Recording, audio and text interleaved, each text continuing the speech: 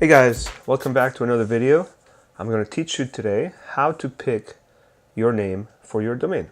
How to select your domain name, however you want to call it, doesn't matter.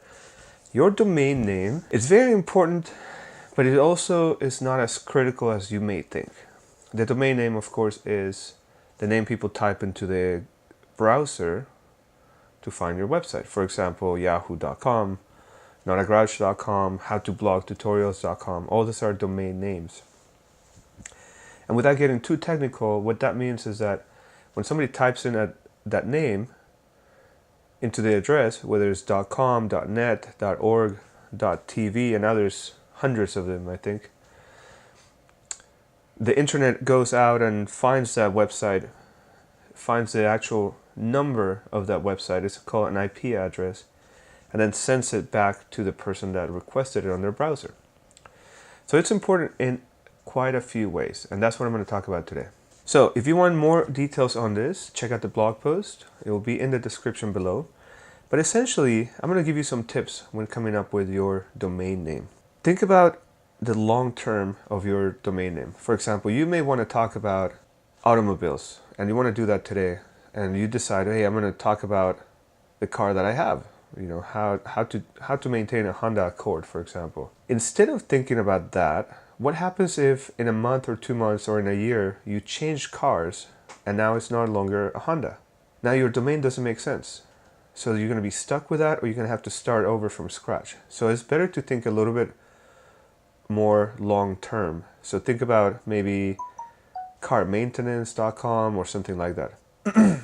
Once you think about the long term, then the next thing you're going to run into is that most of the good domain names are taken. So you're going to have to get creative. Write down a list of all the different topics and keywords that are related to what you want to talk about, and then use that to think of a domain name. Once you have that list, I want you to keep these tips in mind. A shorter domain is better than a long one, because when you tell it to people, it's easier to remember something that's short and memorable rather than something that's long. When you tell the domain to somebody, it should be easy for them to spell it. They don't have to think about it.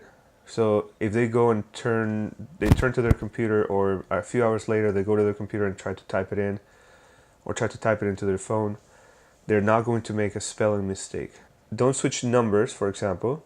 The letter I for a 1, the letter L for a 1, the letter 3 for an E. Don't do that. When you think about your name, if it's going to be a brand name, something clever. For example, Google is pretty clever. Yahoo is pretty clever. Flickr for pictures, that's pretty clever.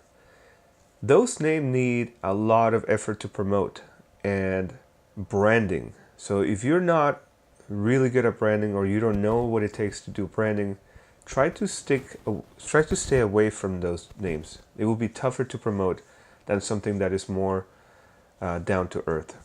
Again, avoid characters that can be confused. For example, zeros and O's, ones and L's and I's. And once you have that kind of narrowed down, you want to pick domains in this order. As far as their prestige, .com is always the number one. So when somebody says, oh, I have a website, it's Not a Grouch, people automatically assume that it's notagrouch.com. That's just ingrained in our nature. Maybe in the future it will be different now that we have so many different domains. And maybe in the future it won't even matter, because we're moving a lot of things towards mobile devices. But for the time being, the best domain that you can pick is a .com. If you cannot find a .com, get a .net or .org in that order.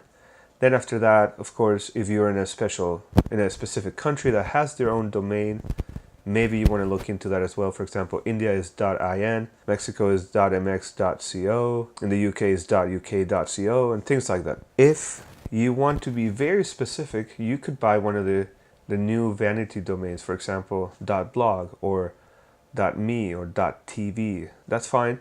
Just keep in mind that people still look at that a little bit lower in authority and trust, because they say, oh, well, that's not the .com, basically. So just keep that in mind.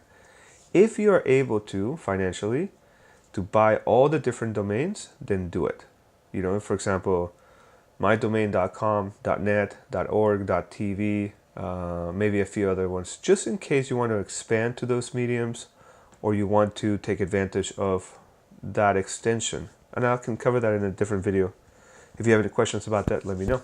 What happens when you have your domain, you're brainstorming on your piece of paper and you're ready to write it, ready to order it? The first thing you should do is go into the domain registrar. That could be namecheap.com, godaddy.com, name.com. There's thousands of these, but those are the most popular. I would try to avoid Network Solutions, One and One. Yeah, those are the two I would avoid. They're a nightmare to work with, and I don't recommend them, and very expensive. My personal favorite is GoDaddy, so just go to godaddy.com. Create an account before you start searching for this. Create an account, log in, and then search for the domain that you want to buy. Once you find it, see if it's available, add it to your shopping cart, and then go buy it right away. You're going to be presented with a privacy option that almost doubles the price. So for example, if your price is going to be $10, the privacy option is going to be another $9 or something. Sometimes it's free for the first year, sometimes it's not. What the privacy means is that when people look in the directory of all domains, they cannot see your real name, your physical address, and your phone number or email. Sometimes you want that stuff to be public, sometimes you don't. If you pick the privacy option, that means that another company is going to be a proxy for that service. So when you pay for that, anybody that tries to contact you about that domain is going to have to contact that company, and then that company will filter that and send it to you. That way your personal information is not exposed. If you are registering a domain for a business, then it's more natural to have that public because the business itself should be public to some degree, right? So its physical address, its phone number, and all that stuff could be pretty much made available. So that decision you can make on the spot. Keep in mind that it will cost you additional to have the privacy enabled. Another tip, before you buy the domain, for example with GoDaddy or any other ones, do a search for domain coupon for that company. For example, GoDaddy domain coupon. Usually you can find coupons for the first year for 99 cents, sometimes $1.99. Depends on the season, the date. You may be able to get a good deal with that. So once you buy that, you will be set. So just keep those tips in mind and you'll do great.